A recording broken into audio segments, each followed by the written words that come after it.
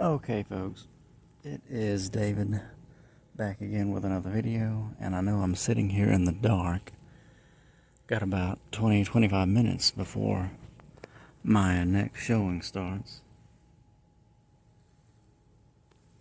Gonna be watching The Bride, but for now, I just wanted to talk about a movie I just came out of, and that is Undertone.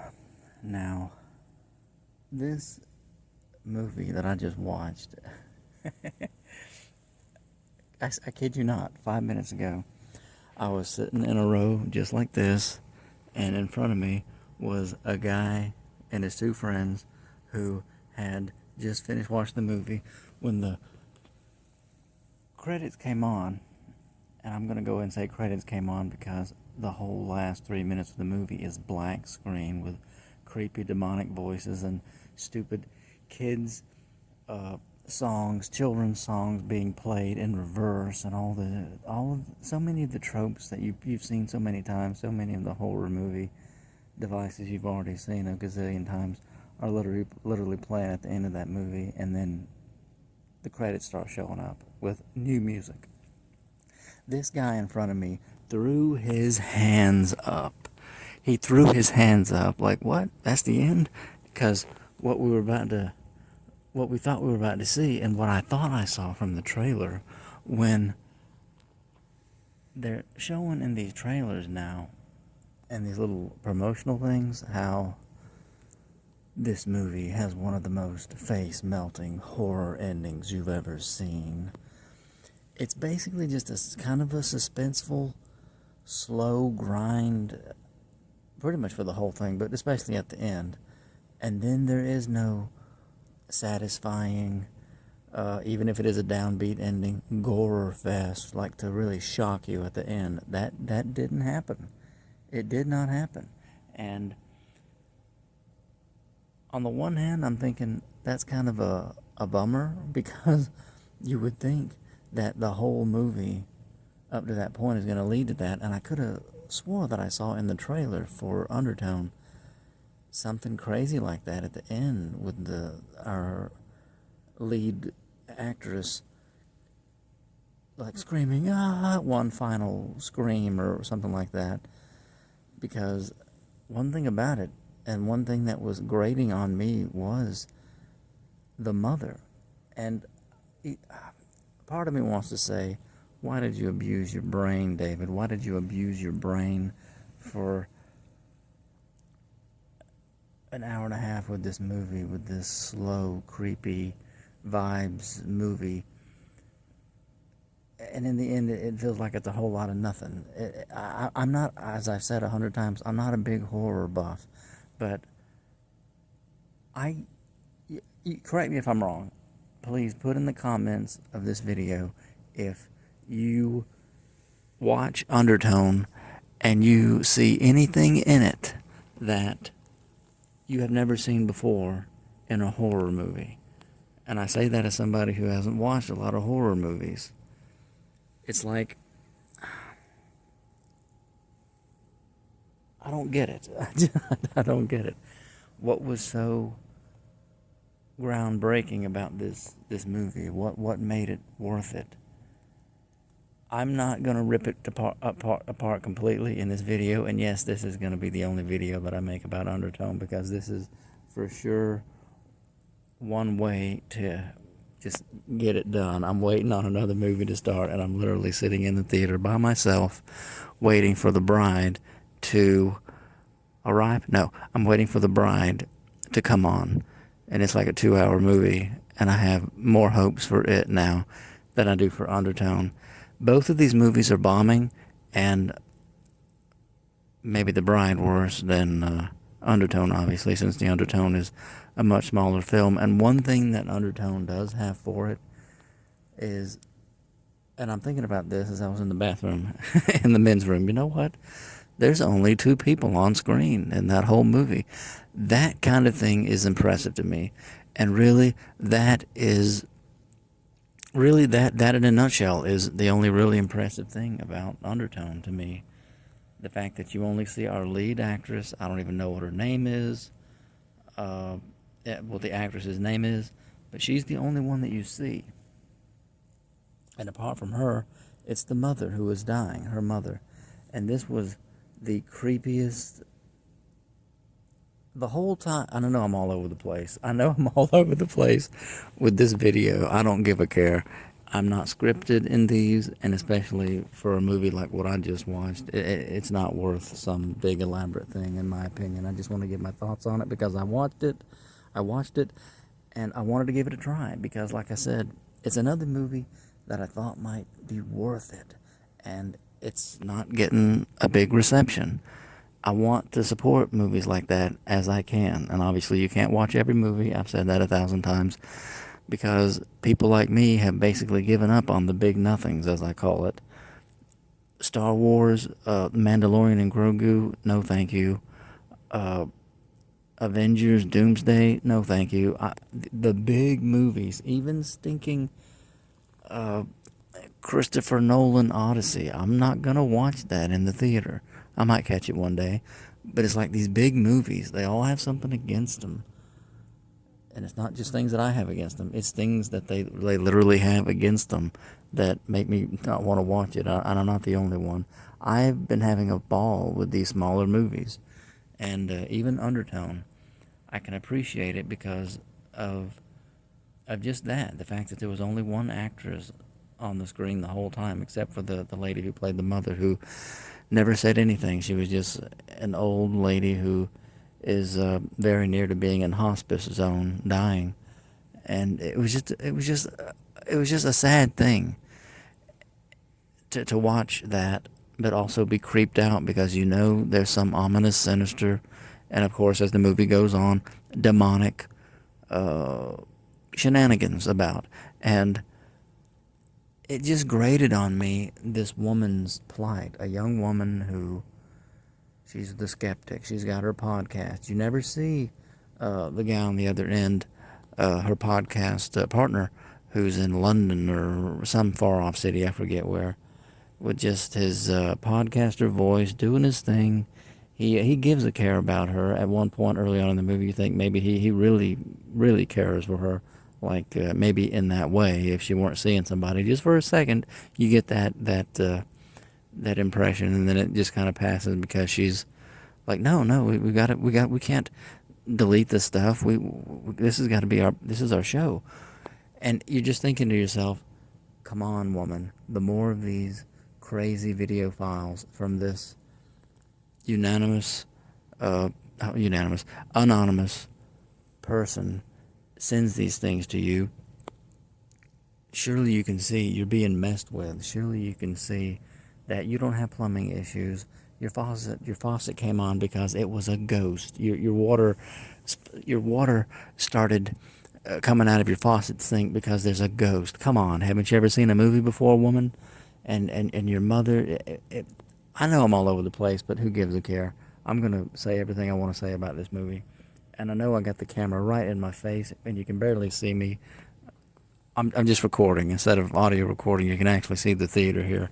It grated on me, this woman's plight, because it's like, on the one hand, I like what they did in having only two actors, or two actresses in this case, seen in the whole flick. But at the same time, it's like, do you not have anybody who's going to come and see about this lady who is most likely near death? And you see a woman, you don't see her. I take it back. You don't see the lady. She sounds like Latina accented lady, a nurse, telling her she's in this stage and then she'll be in that stage, and then they talk about the death rattle, and the lady says, well, I prefer not to call it that, but yes, that is the term, a death rattle, when the person's breathing and snoring turns to a certain sound. It's like they're fading away, and it's just so sad because I'm thinking, is there no family or friends who could come and check on her? No, it's not that kind of movie because it's not that kind of life that she lived, apparently. And the good-for-nothing brother or whatever and son won't come along to... he barely has himself together. He's like a sad sack or a shiftless something or other. He won't come and just stop by and see about his mother and just sit with her for an hour. or help her out. The daughter, who our main actress, just help her out with something while she's caring for her mother and looking after her. And it's like there's nobody. It's just her, and you see the pressure on her, and it's just sad and awful. But everything about this movie, the more you think about it as you're watching it, because it's like, is this the world? Is this their life? It's just her looking after her mother, and yet she's still going out there and doing her own thing with her quote-unquote boyfriend you never see and that she doesn't really have heavy feelings for, except she's still doing her thing because, ta-da, she's pregnant. And that you hear the doctor on the other end of the line saying, you're 6 weeks pregnant. Can I refer you to an OBGYN? She's like, no, I need time to think about these things and look at my options. Okay, tell us whenever you just call us whenever you need us. And it's like, so much of this movie has the Shelby Oaks, Chris Stuckman movie vibe to it. The demon that it's about mythology, about demons that attack you in the bedroom, of course. Whether it was a succubus thing going after young women, or whether in this movie it's about women killing their babies and unfit mothers and all this stuff, and the plight of our lead actress, as she doesn't think she's worthy, and she even tells her mother she doesn't think she's fit to be a mother. Not that her mother can hear her, but she thinks she can. And her mother just creeped me out so much, lying there, non-respondent, with just her soft, labored breathing as she was just fading away. And it was the weirdest thing, the way they did that at the movie, because, spoiler alert, when she dies, you see her breathe her last. Her daughter is not there. She had stepped out just to get a few hours to herself. And after all of the caring and trying to make sure she would eat, but she had stopped eating, and the bedpan duty of cleaning up after her mother had soiled the linens and all this stuff, you don't see anything. Hello, movie fans. Oh my goodness! Thank you for showing up early for Newbie. That was just a jump scare. Menunez just jump scared me. But now I gotta shut up and get back to my review. I gotta shut up and get back to my review because I can't record over this stuff, obviously. Anyway, back in a second on this video.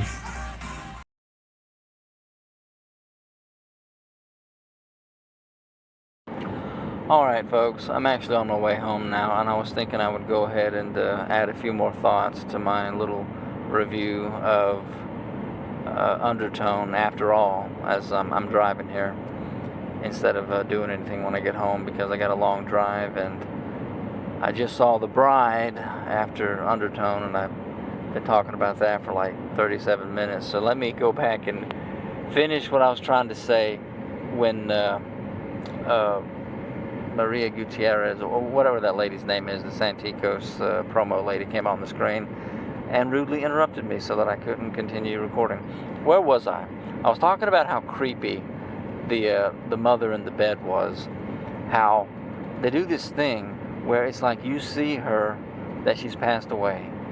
And if ever there was a movie, I give this movie credit for one thing. If ever there was a movie that, because of the side angle, like there's all this space to the left of the lead actress's head, I'm thinking something's about to come around that corner at any moment. Something's about to come around that corner, and it's just, it's going to be awful. It's going to be hideous, and it's going to give me nightmares.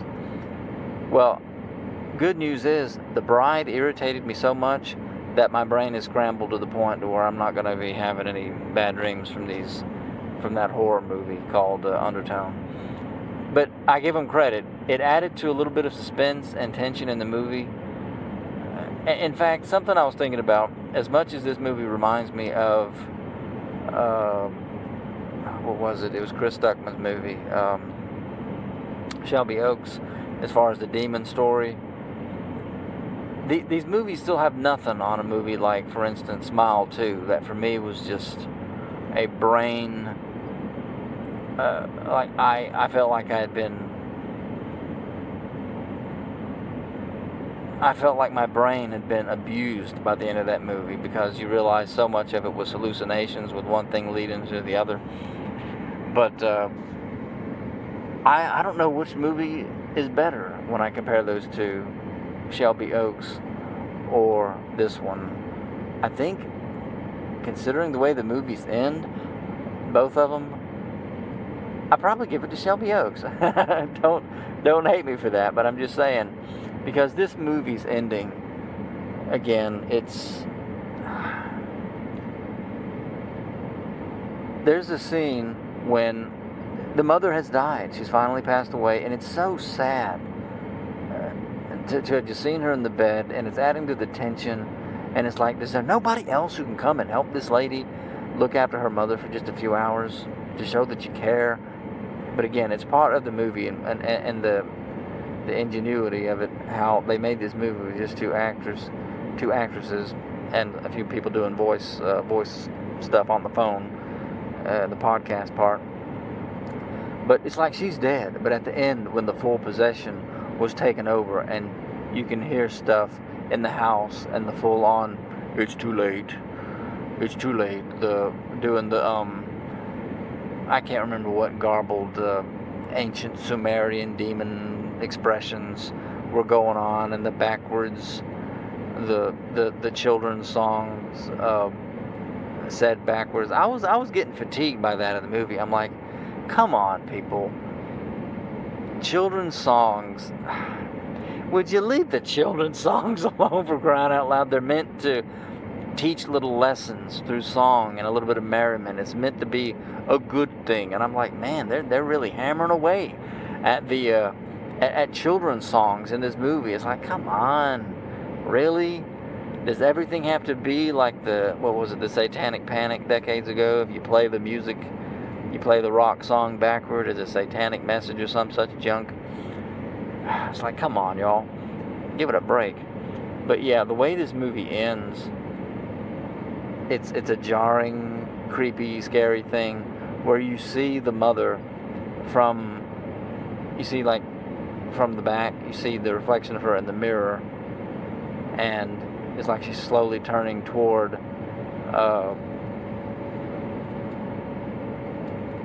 her daughter, and there's a couple of quick flashes of like it's her with the bag over her face. At least I think that's what you're seeing, but if you blink and you miss it, and that's when she screams "bomb" and all this stuff, as it's like the liquor the lights are flickering, the stuff's vibrating a little bit, a few bulbs blew out, that kind of a creepy demonic takeover ending. But you don't actually see anything. It goes black, and then you just hear her screaming. Did you hear the sound of her?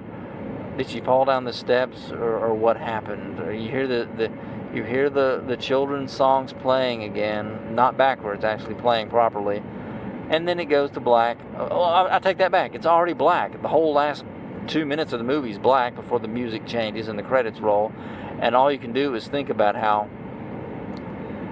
she learned that from these caller-ins, that the people who had listened to all 10 messages before, like one caller called in and said that this lady died from, it's like she killed her baby, and when she was beating a bag up against they found her beating a bag up against the wall. And the cops said when they looked into the bag, it was her own little baby, and all this stuff about how the kids were strangled with bags over their head. And you're just thinking to yourself, okay, that's what happened to her. That's what happened to our lead actress lady, who we've gotten to know a little bit in this movie. Is that how she died? Is that what happened there at the end? And again, open for interpretation. It's obviously doom. She met her demise, and it had to do with her mother at the end. And you're just thinking to yourself, things just don't add up. It's like, was her mother evil? Or because you got no sense that her mother was evil in this movie. It's like the part the part of the movie that was really freaky was when this caller called in who was like in a full-on something or other, saying that she was about to kill her own child. And then there's our lead. I'm sorry I can't remember her name. I'm sorry. I'm just going to call her our lead actress, trying to talk her down. And then all of a sudden she's looking at you in the camera, or looking almost away from you there, saying, "I killed my mother." And you're thinking to yourself, what in the world's going on here? We saw your mother die of natural causes. She was sickly, and she faded for a few days, and then we saw her stop breathing. When she says, "I killed my mother," you're like floored. Like, what? What's going on? And then she tells what's on her mind. Like, she starts to pour out like the inner part of her core, her heart, her mind, where she says, when I was a little girl, my mother used to pray for me, like pray with me, the Hail Mary. There's a lot of Roman Catholic stuff in here with the statues and the patron saint things, the history in there, and some of the demonic lore and stuff. But then when my mother got sick, she said she wanted me to pray for her, and I said I didn't have the time. And so it's like a guilt thing with her, because then her mother got even worse, and then she stopped eating, and she stopped speaking, and she died. It's just the way she said, "I killed my mother." It's like it's like in her mind she didn't do the one thing that somehow would have kept her alive, or the one thing, it's like something that she could have done that she held back from doing out of basically selfishness in this case, I guess, or lack of belief in those religious, the same religious convictions that her mother had. Is it that kind of thing? And so yeah, it was just one thing about it. A movie like this, it's a twisted up thing, but here I am driving along in the dark thinking about it. That's what it does to you. If you're thinking about this movie and trying to interpret what they were getting at here, and that's all they give you, then you have no choice but to think about that. Like, it had to do with guilt, and it had to do with selfishness. She insisted on listening to the last two audio files. She wouldn't let her guy Justin, who was like almost in a panic, like, this doesn't feel right, something's different about this. He wanted out. He's like, we'll just scrap this episode and we'll talk about some other creepypasta next week. No, she's like, no, we can't do that. Oh, we could do a two-parter. We'll stop now, and we'll finish the other part next week. And so he's like, okay. After they've listened to it, at the end of the movie, he is also undergoing it's like he's dead too. That's what I'm thinking. That's what I have no choice but to think from what this movie gave me. Justin experienced a full-on demon slaying, with him assuming room temperatures. Like, who killed him? Did his mother? This is all about mother, the demon lore that they get into in their Googling. That little bit of research they do in the movie is all about women who killed their children. The woman was jealous of women who were able to bear children when she wasn't, and the London Bridge is full of the corpses of children, and all this weird stuff involving abusing children. They get into it at the very beginning of the movie, where talking about the kids' stories, like they end up saying that maybe these kids' songs are about warning them about adults and the things adults do and would do to them. And I'm thinking to myself, well, yeah, I'm sure there is maybe a little bit of that in children's stories. It's about teaching you good lessons and how to stay free, be honest, avoid danger and dangerous things. But it's like, that doesn't have anything to do with demons. This movie just wants to steal from that, basically, is the way I feel about it. But yeah, going off just the trailer, you don't know that that's what they're going to be doing, but that is what they end up doing in the movie. And again, thinking about her selfishness, not to slam our lead actress, and that character. It's just, this is what my interpretation of what the movie gave me is. It's like, she didn't want to be stuck there taking care of her mother all the time, but she also felt bad at the same time. She was conflicted about it, and she wasn't going to leave until it's like she had to get away, and then she felt sorry about that. The 2 times she did that, or was it 3 times? I think it was just a couple times in the movie where it's like she had to go off and be with her beau, who she doesn't really actually want to live with. You find out as the movie goes on, don't want to be married to him or anything like that. Shouldn't be shacking up to begin with, so you wouldn't end up being with child out of wedlock and researching demon stuff about what happens to pregnant women when they listen to demon-possessed audio recordings. That's the message of this movie. But yeah, there's a scene, I keep starting to talk about this. Let me finally get it out this time. Her mother has died. At the end of the movie, there's this thing where it's like she's in the bed still. That's what bothered me. It's like, okay, she's clearly died. She stopped breathing. The next scene is our lead actress listening to the final 2 audio recordings. And then the big demon stuff happens at the end. You never see a demon, which even Shelby Oaks gave you, actually showed you some demon, some dog-headed big demon bicep guys and some hellhounds. This movie, in a way, it's even more, maybe artistic, because you're left to imagine a lot in this movie, and the tension that builds up because of the audio portion of it it was impressive. I give them that, because there's several times in this movie where it's like there's this great build up, and it's like you're like, I'm wanting to go take an early bathroom break because it's getting to me. I admit it. The tense parts of this movie were getting to me, and there were several tense parts. But when she takes her headphones off as she's listening and recording their podcast, it goes away. That was a neat little trick they did in the movie. But let me finally get this out. There's the scene at the end of the movie where the mother's passed, and instantly the next scene is the last sequence with our lead recording the podcast with her buddy Justin on the other end of the line on the internet live stream. They're doing their recording, and it's like she doesn't know her mother's died yet. We didn't get anything about, was there a funeral? Has she mourned?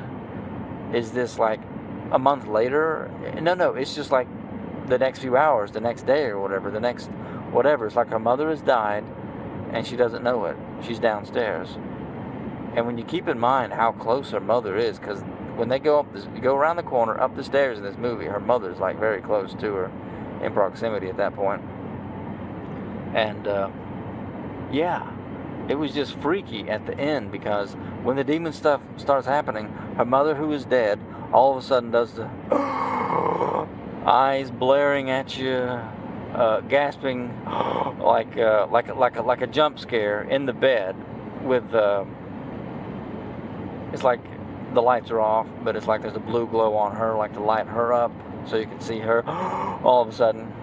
And I was thinking, okay, this is just going along with the freaky ending stuff with the demon and whatnot. But yeah, at the end, she's in the bathroom looking away, and that last scene, the more I think about it, it was eerie, and it wasn't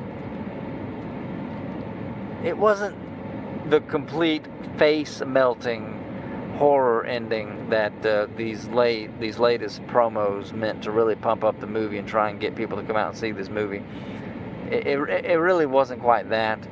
If they had the strobe, I don't know what I saw in the trailer. I thought that must be the last scene, whatever that was, that little blip in the trailer where it's like the walls are red with a blood glare or some such thing. Is that her mother killing her at the end, possessed by a demon? Well, what happened there?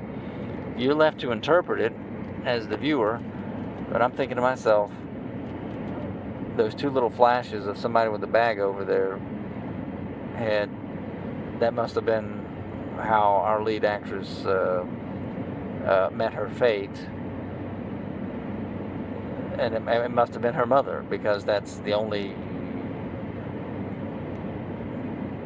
apart from some Final Destination floating bag puffed up by an air vent that just happened to cover somebody's face, and then somehow they just couldn't get it off because it was saran wrapped so tight, and you tripped into a clothesline that sealed it around you so that you couldn't get off. There's nobody else who could have done that to her but her mother. But her mother is dead. And so it must be that the demonic force or whatever took over her mother and then killed her. That's the best. That's all that I can. That's all that I got, folks. And I give them this because of the build-up. This was well done. This is half a rant, this movie, but because it's just her throughout the whole movie, our lead actress, and of course the mother in the bed. It is impressive. It's impressive filmmaking. Maybe not the best storytelling. To me, I'm impressed with the filmmaking in as much as it's just one person. You got people to listen to these recordings with her for an hour and a half and try and put this stuff together, and what became of these two that were recorded. And then you got the people actually calling in, and I'm thinking to myself, is this the demonic entity coming over the telephone lines? Because it very clearly must be the case that or maybe the demon didn't possess the internet, but while they're still in the body of, for instance, her mother at the end or whatever that was, send an email to their next host victim, similar to what you see in like Shelby Oaks. I don't know, but anyway, that's the part of the movie that impressed me, because it's just her throughout the whole movie. So it's a great opportunity for an actress or an actor, in this case an actress, to just do their thing, to do a whole movie, hour and a half. She's all you see, and then so that at the end, after the build-up, after you've gone with her this whole time, and you learn about her and learn her issues that she has, and you can see as the viewer, as someone watching her life for a week now or whatever it is, what's playing against her, herself, how she's like her own worst enemy in this sense, because of the guilt, a little bit of selfishness, the guilt over the selfishness, and whatever else you can interpret from the things she says, especially in that recording, when she's trying to talk down the woman who's trying to maybe kill her child, and then ends up, after you think she's talked her down, telling her, you're a good mother, you are worthy, you can do it, you're good, I just believe it. She's like, why? I believe it. And there's this very horror movie moment in that part of the movie that the more I think about it, I got to give him props, because you're thinking it's like a sense of hope. A sense of hope is coming over the film at that point. And you're like, hey man, this is pretty cool. Things may be changing here.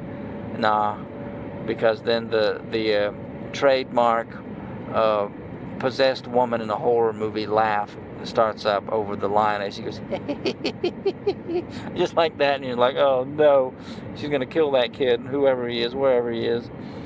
Then again, it's all left for interpretation. Was there really somebody calling up? Both those callers, the one who talked about how, oh yeah, I know exactly who these people are, the two people named in the recordings, they were my neighbors. And the guy's going on, and then the other lady's like, oh, she's the one who talked about the lady who threw her kid in the bag and murdered it. She actually says, hey, am I going to be on the next episode? And Justin's like, yes, absolutely, thank you for calling.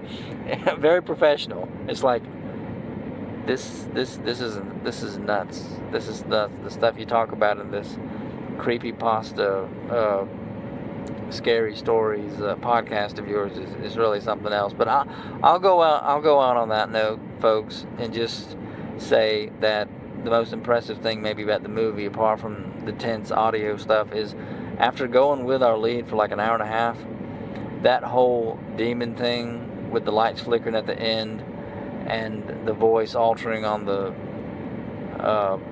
podcast headset, like, it's too late, like the demon's actually talking now, or whatever, the entity,